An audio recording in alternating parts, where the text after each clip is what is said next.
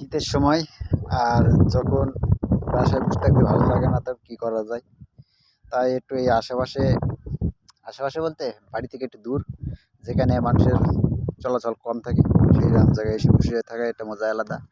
তাতে এই শীতের সময় একটু বাতাসও লাগতেছে হালকা হালকা। কোথায় আছি একটু দেখাই। এই দেখুন, ওই পিছনে গ্রামে আমার বাসা, আর আমি এই পুরো ঘেরের মাঝখানে দাঁড়িয়ে রয়েছি। যদি এগুলো আমাদের ঘের না, এগুলো লোকের ঘের, তাও যে এই একটা খোলা জায়গায় এসে দাঁড়িয়ে থাকা, এইটার অনুভূতিটাই অন্যরকম। তো আপনাদেরও যখন দেখবেন মাথা ভালো লাগতেছে না বা মন খারাপ, দেখুন এটা ফাঁকা জায়গায় চলে যাবেন। আর এখন মোটামুটি 12টা বাজতে গেছে, দুপুর 12টা। আর এই সময়টা বাসা থেকে ভালো লাগছিল না, প্লাস বন্ধু বান্ধব এখন সব কাজে কামে ব্যস্ত।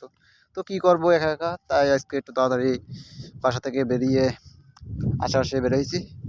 তো বেরিয়ে মনে করেন ঠান্ডা তো পড়তেছে, গ্রাম অঞ্চলের ঠান্ডা তো অনেকে বুঝতে পারতেছেন কী অবস্থা হয়। ঠান্ডা মারাত্মক। এখন কিছু তো করার নাই, মনটা তো ভালো করতে হবে, তাই ঠান্ডাকে উপেক্ষা করে মাথায় একটা জ্যাকেটের টুপি টুপি দিয়ে একেবারে সামনের দিকে হেঁটে যাচ্ছি। আর সামনে দিয়ে হেঁটে যাইতে যাইতে দেখুন অবস্থা সব কিন্তু ফাঁকা। আর এখানে দেখতেছি ঘের সিঁচেছে। তো ঘের সিঁচে বলতে যে ঘেরের পানি কমিয়ে ফেলে না, সেইটা ওকে ঘেরের পানি কমিয়ে সেখানে মাছ ধরাই, সেইটাকে বলি আমরা ঘের চেঁচা গ্রাম্য ভাষায়। আর শহরের ভাষায় ওরা আবার কী বলতো আমি জানি না। তো যাই হোক, ভিডিওটা করতেছি মূলত এর জন্যই যে মন খারাপ লাগলে, শীত হোক গরম হোক, সবাই এরকম একটা খোলামেলা জায়গায় যাবা, গিয়ে রিল্যাক্সে কিছু সময় দাঁড়িয়ে থাকবা চোখটা বন্ধ করে।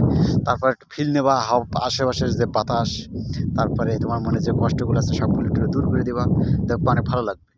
তো ভিডিওটা এই জন্যই করলাম একটু, যে কি করা যায় মানে যখন খারাপ লাগবে।